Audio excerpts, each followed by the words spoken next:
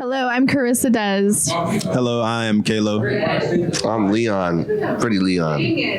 I just wanted to give a shout out to our camera crew over here. I am Hiram Live, my homie Hiram El Suave Sobero, and and Jacob Prescott, the homie. Thank you so much for being here. Yeah. Heck yeah. So you just performed, Kaylo? Yeah, I did actually. It went pretty awesome. Yeah. How long have you been performing for? It's actually my second show. Your second show? What? Okay. So wow, that's I feel like this is a very good upper echelon for a second show. You know, how long have you been doing music for a while or like? So I've been doing music for about 4 years, but I just started taking it serious last year. Okay, word. So you started recording were you recording in those 4 years, or was it just playing around? I was just writing it down. Word. I'm a writer. Okay. And I like to write a lot of Did it start off as poetry, or was it you knew it was a song? Okay. Yeah, it's mostly I mostly try to paint a picture as you follow the words, so you can visualize my thoughts that I'm saying. So that's cool. So do you have anything that helps you to get over being nervous on stage since you're kind of new to it? I've heard so many different answers to this question. So hey, listen, you only live one time, right? And I ain't finna squander it over. I say you only live one time. I'm not finna squander it over some nerves. Yeah, I just went up there and did what I needed to do. Make sure the crowd was hype. Get in the zone. You gotta execute the energy of the song. It was fire. I felt like everybody enjoyed it.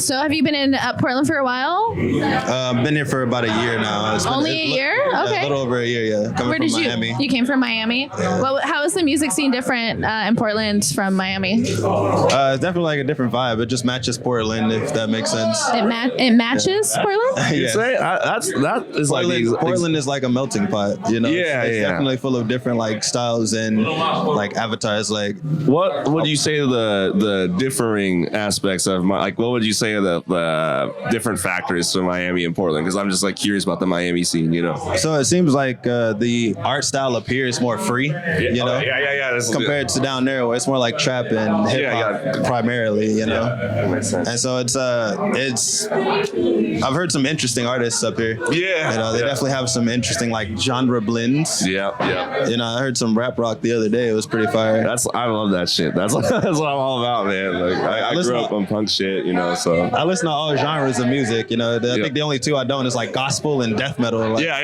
It's everything else in between. That would be a good mix, gospel plus death metal. I think I've actually heard that before. I've heard it. It was a joke song, but it was cool. Isn't that blasphemous? Death metal? Would it be praise metal? Think about that. You know? Whoa. Praise metal. Praise metal. Hey, I'm trademarking it. Nobody take that. Yeah. He said it first. Okay. Hard, yo. That's hard as fuck.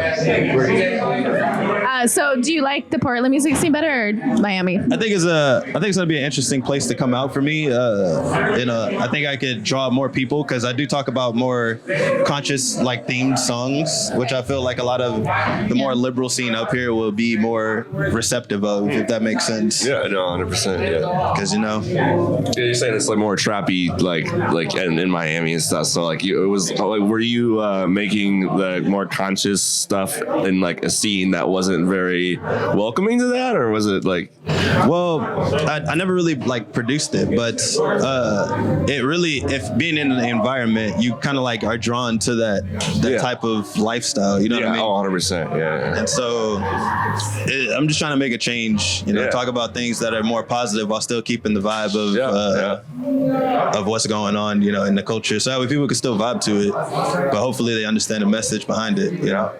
Keep it lit, keep it real. Yeah. So how did you get on the bill for It Was All a Dream Festival? How did you come to be in the festival?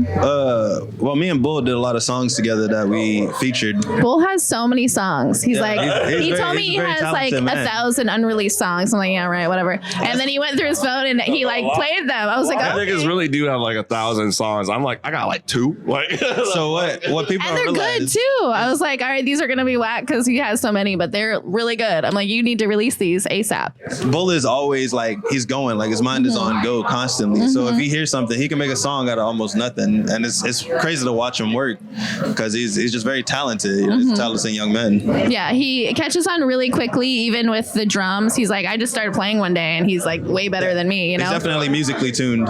Yeah, for sure. Do you play? Oh, I was just gonna say he seems like a very, very determined. Like that's. Oh, yeah, he's going real places, dude. most definitely.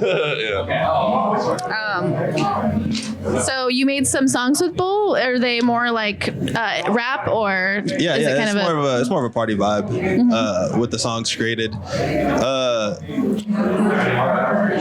The 3 songs that we did were Hood Marathon, Re-Rock Nina, and